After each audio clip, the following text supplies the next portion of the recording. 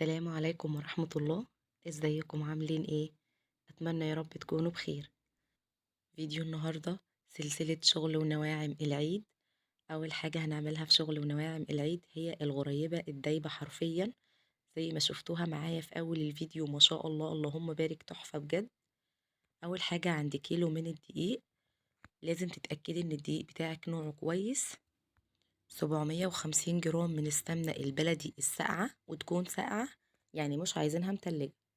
400 جرام من السكر البودر، وده انا بطحنه في البيت ما بشتريهوش من بره، باكد عليكي، لان السكر الجاهز بيكون فيه نسبة كبيرة من النشا، وده هيبوظ معاكي الوصفة كلها. الغريبة يا جماعة خلينا متفقين ان الغريبة زي ما اتعودنا سمنة سكر دقيق، لا بياض بيض ولا نشا ولا افتكاسات. تمام كده. اول حاجة عندي في بولة نزلت بالسمنة البلدي، وانا هنا بستخدم سمنة بلدي وغريبة يعني سمنة بلدي يا جماعة. نزلت بالسمنة وعليها السكر، وابتديت ان انا اخلطهم مع بعض كده، وهفضل اخلط فيهم لحد لما تديني قوام كريمي وحجمها يتضاعف واللون بتاعها يتغير معايا ويبقى لون كريمي كده ويفتح معايا. بأكد عليكي قريبة سمنة سكر دقيق فقط لا غير. غير كده كلها افتكاسات ملهاش اي 30 لازمة. تمام كده. هبتدي اخلط كده بالشكل ده زي ما قلت لكم لحد لما قوام السكر والسمنة بتاعتي يتغير تماما. كمان زي ما عودتكم حصري عندي وبس الغريبة بالكيس الحلواني. طبعا الطريقة دي مش عند اي حد. الحمد لله اللهم بارك، اول حد عمل الغريبة بالكيس الحلواني على اليوتيوب كنت انا، والطريقة ناجحة بفضل الله. غير الغريبة العادية خالص التقليدية اللي اتعودتوا عليها، اعمليها. ولو انت لسه مبتدئة هتنجحي في الغريبة من اول مرة لو التزمتي بكل التكات اللي بقولك عليها في الفيديو ده. شايفين هنا القوام ابتدى يغير معايا ازاي؟ اللهم بارك. شايفين الحجم اتضاعف معايا والقوام بقى كريمي جدا. هو ده اللي انا عايزاه. شايفين بقى القوام بتاع السمنة والسكر بقى كريمي جدا. هو ده اللي انا عايزاه بالظبط. هتفضلي تخفقي لحد لما توصلي المرحلة دي. تمام كده. في المرحلة دي هسيب المضرب بتاعي على جنب وهبتدي اشتغل بايدي. طبعا باكد عليكي يكون نوع الدقيق اللي انت بتستخدميه مجرباه قبل كده وعارفة ان نوعه كويس. بعد كده ابتديت انزل بالدقيق بتاعي على مرحلتين، والخطوة دي انا بعملها علشان حضرتك. بالنسبة ليا انا متأكدة من الدقيق بتاعي ان هو كويس جدا. شايفين بقى هنا انا هنا سايبه لكم الفيديو بطيء عشان تشوفوا ان انا مش بعجن. الغريبه يا جماعه والبسكوتات عموما ما بتتعجنش، يدوب بقلب باطراف صوابعي كده زي ما انتوا شايفين. يدوب الدقيق يختفي مع السمنه بتاعتي والسكر بالشكل ده. في المرحله دي نزلت بباقي الدقيق، وزي ما قلتلك لازم تتبعي الخطوات دي لان انواع الدقيق بتختلف من نوع للتاني. هفضل اقلب بالشكل ده باطراف صوابعي يعني مش بعجن خالص. تمام كده. بلم يدوب بأطراف صوابعي لحد لما الدقيق بتاعي يلم معايا ويختلط كويس جدا وما يكونش فيه أي أثر للدقيق، ويكون اختلط تماما مع السمنة والسكر بالشكل اللي هتشوفوه معايا ده. تمام كده. ابتديت هنا ألم العجينة بتاعتي بنفس الطريقة. شايفين بقى؟ ده القوام المظبوط للغريبة بتاعتك. بتحسي ان هي ملزقة كده بالشكل ده.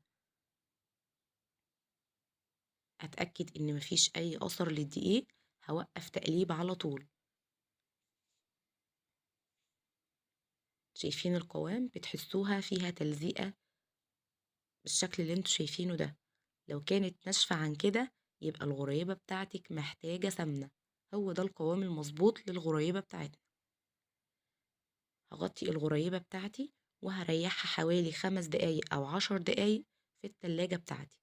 ده شكل التيب اللي أنا هستخدمه عشان أختبر الغريبة. لازم أختبرها وإيديا نظيفة تماما بالشكل ده. بلفها ما بين ايديا، ولو ما شققتش معايا بتبقى كده الغريبة بتاعتي ناجحة 100%. هنا ابتديت اخد كمية واحطها في الكيس الحلواني بتاعي بالشكل ده، وهبتدي ان انا اشكل الغريبة بتاعتي بنفس الطريقة. تقدري تستخدمي شكل التيب اللي انت عايزاه. للتزيين عندي اللولي الخاص بالغريبة، وعندي كريز احمر متقطع بالشكل اللي انتوا شايفينه ده. ابتديت هنا اشكل العجينة بتاعتي بالشكل ده طبعا باخد كمية بسيطة جدا قدام في الكيس الحلواني بتاعي بالشكل ده، وببدأ ان انا اشكلها بنفس الطريقة. يعني ما تاخديش الكمية كلها لقدام، علشان لا قدر الله الكيس بتاعك ما يتقطعش معاكي. حاولي تكون ايديكي يعني المقاس يكون قد بعضه.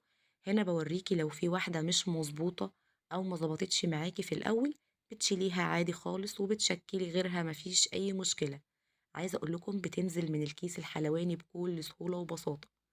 لو حابة تشكليها بالشكل التقليدي العادي، مفيش اي مشكلة، هتشكليها ما بين ايديكي، بتتشكل معاكي بكل سهولة.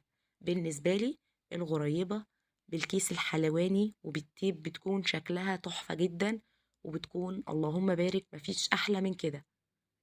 الاختيار لحضراتكم. شكلتها كلها بنفس الشكل اللي انتوا شايفينه ده، وبأكد عليكي لو في اي حاجة مش مظبوطة بتشيليها عادي خالص، وبتبدأي تشكليها تاني مفيش أي مشكلة. طبعا احنا عارفين أول صاج بيكون مش قد كده، بس بعد كده الدنيا بتظبط معاكي وبتكون حلوة جدا. شايفين بقى الجمال؟ اللهم بارك مفيش أسرع من كده. هنا ابتديت ان انا ارص اللولي الخاص بالغريبة بتاعتي بالشكل ده. طبعا عايزة اقول لكم يا جماعة انا بعاني لما بتقع مني واحدة. زي ما انتوا شايفين بالطريقة دي بيدي معايا شكل تحفة جدا. ابتديت اشكله كده في الغريبة بتاعتي بنفس الطريقة. حابة تضيفي لوز، حابة تضيفي بندق، زي ما انتي حابة، التزيين ده بتاع حضرتك. نيجي بقى لتسوية الغريبة بتاعتنا. الغريبة يا جماعة بتدخل فرن ساخن على درجة حرارة 150، بتقعد معاكي 7 دقايق فقط لا غير. بأكد عليكي 7 دقايق في الفرن مش أكتر من كده. هنا ضفت برضو كريز أحمر بالشكل ده. أول ما الغريبة بتدخل الفرن بنسيبها 7 دقايق، ولما بتخرج ما بحركهاش من الصاج تماما تماما، بسيبها لحد لما تبرد لتاني يوم، وببتدي ان انا اخرجها. وده اللهم بارك شكل الغريبة بتاعتي بعد لما دخلت الفرن. الغريبة يا جماعة زي ما بتدخل زي ما بتخرج بتكون بيضة بالشكل اللي انتوا شايفينه ده. شايفين الغريبة؟ اللهم بارك ما فرشتش معايا ولا اي شيء. كمان بيضة من فوق ومن تحت نفس اللون، ما بتاخدش معايا اي لون. بأكد عليكي لازم تسيبي الغريبة بتاعتك تبات في الصاج، بعد كده تبدأي تحركيها علشان الناس اللي بتشتكي ان الغريبة بتبصم منها. شايفين الدوبان؟ اللهم بارك دايبة جدا وناعمة ومش مستحملة. شايفين بقى الشكل عامل ازاي؟ اللهم بارك مفيش احلى ولا اجمل من كده. زي ما قلتلك لازم الغريبة تبرد تماما، لان اول ما بتخرج بتكون سايحة جدا. وكمان احنا في اول ما بندخل ما بندهنش الصاج بتاعنا اي مواد دهنية. تمام كده؟ التزموا بكل الخطوات والتكات اللي بقولكوا عليها، هتطلعوا انجح وصفة غريبة حتى لو انتوا لسه مبتدئين. الحمد لله وبفضل الله طريقتي بقالها أكتر من 5 سنين ما بغيرهاش، وإن شاء الله مش هغيرها.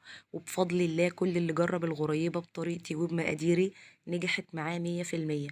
جربوا الوصفة، وحصري عندي أنا وبس الغريبة بالكيس الحلواني، مفيش أجمل من كده. وبكده يكون الفيديو خلص. أتمنى يكون الفيديو عجبكم. ما تنسونيش بلايك وشير وسبسكرايب للقناة.